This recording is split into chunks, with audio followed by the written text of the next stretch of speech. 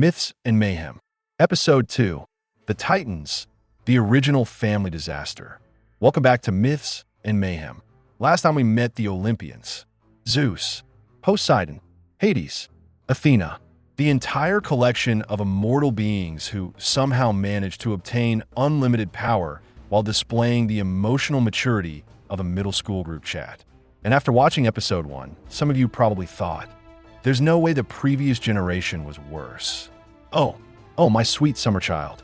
Today we're talking about the Titans, the generation before the Olympians, the original rulers of the universe, the beings who somehow looked at reality and said, you know what this needs? More family trauma. And the crazy thing? The Olympians aren't the beginning of Greek mythology.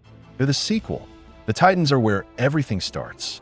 Every prophecy, every overthrow, every dysfunctional family dinner, every generational feud, every single one.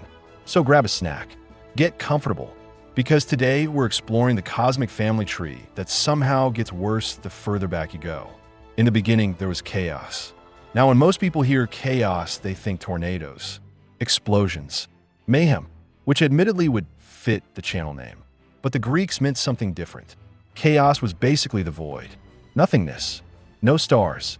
No planets. No oceans. No mountains. No taxes. Honestly, we're off to a pretty good start. Then from chaos emerged Gaia, the Earth. And after Gaia came Uranus, the sky. Now, if you're expecting an explanation for how the Earth and the sky became a couple, how about bad news? The Greeks weren't big on explanations. They were big on confidence. The story basically goes, the Earth and sky had children, and everybody listening just nodded and moved on. Greek mythology speedruns logic. One thing you'll discover very quickly, Greek mythology never explains anything. Ever. A baby comes out of a forehead? Sure. A horse emerges from the ocean? Absolutely. A giant monster is born because somebody got angry? Makes sense. The Greeks operated entirely on, trust me, bro. And honestly, it's worked for over 2,000 years. Gaia and Uranus have children. Lots of children. Some become Titans. Some become Cyclopes. Some become the Hecatoncheires. Now, if you've never heard of the Hecatoncheires before, imagine a giant with 100 arms and 50 heads. Now imagine seeing that running toward you. Actually, don't. I want you to sleep tonight. The point is, these things are terrifying. Now Uranus looks at some of his children and decides he doesn't like them. And instead of parenting, instead of mentoring, instead of literally anything constructive, he locks them away forever. Problem solved. Except they're locked inside Gaia, which means Gaia essentially becomes a storage unit for angry cosmic monsters. And after a while, she understandably reaches her limit. Communication was apparently illegal. Have you noticed nobody ever talks in Greek mythology? Nobody sits down and says, let's work through this. No, every conflict follows the same pattern. Step 1, feel upset. Step 2, commit treason. That's it.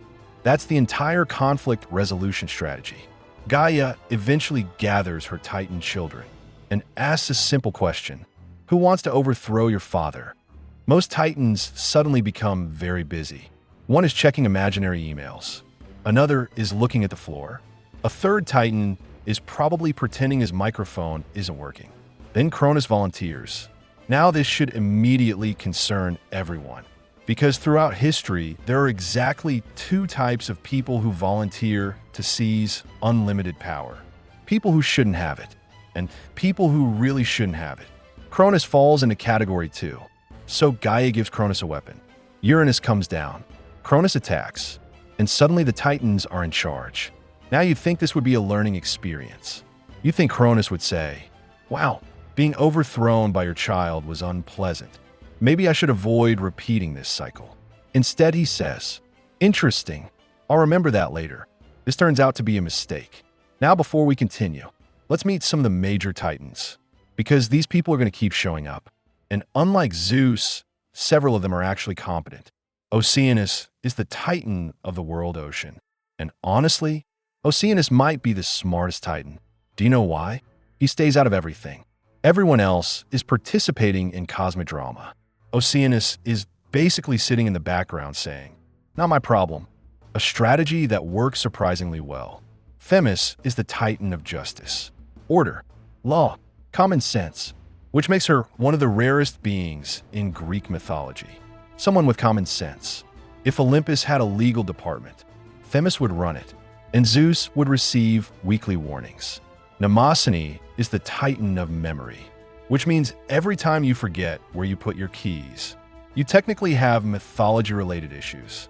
Hyperion is the titan of heavenly light. His children become the sun, moon, and dawn.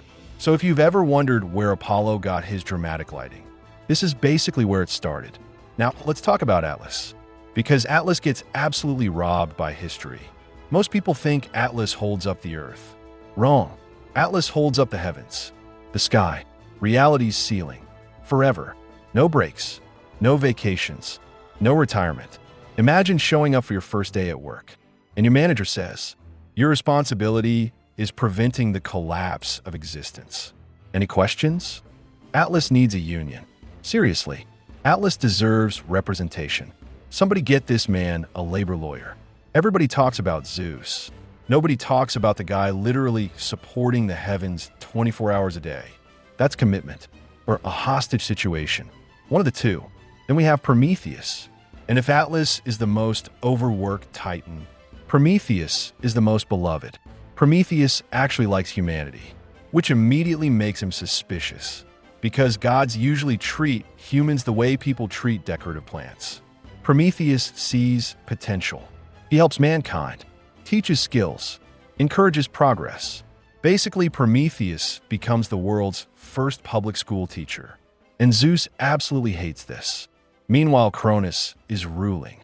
And surprisingly, things are going well. Really well.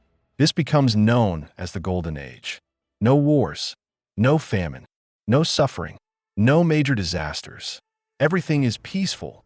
And whenever mythology starts describing peace and prosperity, you know disaster is loading. It's not a question of if, it's a question of when. One day, Cronus receives a prophecy. One of his children will overthrow him. Now pause. Take a second, because this is the moment where everything could have gone differently. Cronus could have become a better father.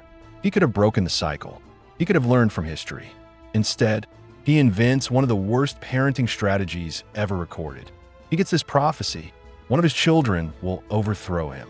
Now at this point, there are several possible responses. Become a better father. Develop a healthy relationship with your children. Create a stable succession plan. Seek counseling. Literally anything. Cronus instead chooses. Consume the children. Immediately. No hesitation. No committee meeting. No consultation. Just straight to eating babies. And if you're wondering whether anyone tried to stop him, excellent question. Apparently not. Because every time a child is born, Cronus just swallows them whole. Hestia, gone. Demeter, gone. Hera, gone. Hades, gone. Poseidon, gone. At this point, family gatherings have become significantly shorter. Now, Rhea has been watching this happen for years, and eventually she reaches the same conclusion every parent reaches. Dad cannot be left unsupervised. So when Zeus is born, she secretly takes him away. Then she wraps a rock in blankets and gives the rock to Cronus, who immediately swallows it. No questions asked. Now I want everybody to appreciate this. This is the ruler of the universe, the king of creation, master of the Titans, and he gets fooled by a decorative landscaping feature. The prophecy wasn't even fighting back. The prophecy won because Cronus apparently never learned object permanence. Zeus is hidden on the island of Crete. Now, depending on which version of the myth you're reading, things get wonderfully weird, because Greek mythology never sees a normal explanation and says, yeah, that'll do. Instead, Zeus is raised by nymphs, protected by magical beings, and fed by a divine goat named Amalthea.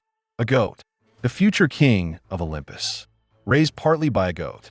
This feels like a detail that should come up more often. Imagine Zeus trying to sound intimidating later. I am Zeus, ruler of the cosmos. Didn't a goat raise you? Moving on, Amalthea is the real MVP. Can we just acknowledge Amalthea for a second? Because every mythology has heroes. Every mythology has warriors. Every mythology has kings, but very few mythologies have a goat that accidentally saves civilization. Without Amalthea, there is no Zeus. Without Zeus, there is no Olympus. Without Olympus, Greek mythology basically ends in episode 2. That goat deserves a pension. Now, there's another problem. Babies cry, and if Cronus hears Zeus crying, this entire plan falls apart. So Zeus is guarded by the Curetes, warriors who dance around his hiding place. Whenever baby Zeus cries, they slam their shields together, creating enough noise to hide the sound. Now imagine explaining your job. So what do? I bang metal objects together so the king of the universe doesn't discover a secret baby. Honestly, compared to some mythology jobs, that's not even weird. Years pass. Zeus grows stronger, learns, trains, eventually becoming exactly what the prophecy predicted. The problem is nobody has told Cronus that yet. So Zeus comes up with a plan, and surprisingly, it involves actual strategy, which is rare in this family. Normally, everybody just starts a war. Zeus decides to think first, a revolutionary concept. Depending on the version of the myth, Zeus disguises himself and enters Cronus's court. Now imagine this. The very child destined to overthrow you is walking around your palace, and you have no idea. That's rough. That's like discovering your IT department has secretly been training your replacement for 10 years. Zeus eventually convinces Cronus to drink a magical potion, and this potion causes Cronus to throw up violently. Now remember, his children are still inside him, which means suddenly, out comes Hestia, then Demeter, then Hera, then Hades, then Poseidon, and eventually the Rock, still there, still contributing absolutely nothing except comedy. The most patient siblings ever. Can we talk about the siblings? Because they emerge from Cronus and immediately join Zeus. No arguments, no questions, no family counseling, no adjustment period. If somebody trapped me inside another person for years, I would need a minute, at least a weekend. These people jump straight into revolution. Now Zeus's allies: Hestia, Demeter, Hera, Hades, Poseidon, the future Olympians. And together they prepare for war. Unfortunately, they're still outnumbered. The Titans control reality. They control the heavens. They control the world. The Olympians need reinforcements. Big reinforcements. And Zeus knows exactly where to find them. Way back at the beginning of this story, we talked about the Cyclopes and the Hecatoncheires, the children Uranus locked away. Remember them? Turns out they're still imprisoned, and they are not happy, which is understandable. Being locked up for centuries tends to affect morale. So Zeus frees them, and suddenly the balance of power changes. Dramatically, the Cyclopes immediately decide they like Zeus, which is great, because they happen to be master craftsmen, and they create 3 legendary gifts. For Zeus, the Thunderbolt. For Poseidon, the Trident. For Hades, the Helm of Darkness, which essentially grants invisibility. Now let's take a second to appreciate what just happened. Zeus didn't just gain allies. He unlocked legendary equipment. This entire section feels like a role-playing game. The heroes completed a quest and immediately got epic loot. Let's be honest, Zeus gets lightning. Pretty cool. Poseidon gets the trident. Also cool. Hades gets a magical helmet that makes him invisible, which means Hades immediately becomes the most dangerous person in the room, because history has repeatedly demonstrated that invisible people are never planning anything reasonable. Then Zeus frees the Hecatoncheires. And if you've forgotten what those are, imagine a giant. Now give him 100 arms and 50 heads. Now imagine 3 of them. This is no longer a military force. This is a natural disaster with a union membership. The Titans are about to have a very bad day, and now everything is ready. The Olympians stand together. The Cyclopes have forged their weapons. The Hecatoncheires are prepared for battle. Cronus still believes he's in control, which historically has never been a good sign. The prophecy is moving toward its conclusion. The pieces are on the board, and the greatest war in Greek mythology is about to begin.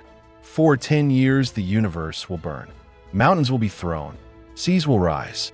Lightning will split the heavens. Ancient monsters will fight gods.